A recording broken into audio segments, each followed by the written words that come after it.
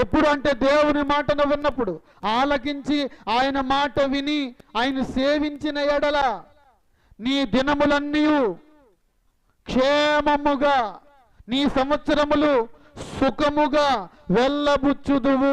దేవునికి స్తోత్రం. నీ దినాలు, నీ రోజులు, నీ జీవితం సుఖంగా సంతోషంగా వెళ్ళబుచ్చుకోవడానికి దేవుడు నిన్ను ఆహ్వానిస్తున్నాడు. నువ్వు హృదయాన్ని దేవుడికి అప్పగించు, నీ జీవితాన్ని దేవుడికి సమర్పించు. ఖచ్చితంగా దేవుడు నిన్ను ఆశీర్వాదకరంగా మార్చబోతున్నాడు. ఈ రోజు నుంచి నీ రోజులు మారబోతా ఉన్నాయి, నీ టైం మారబోతా ఉంది, నీ జీవితం మారబోతా ఉంది. Change your time, change your life, change your days.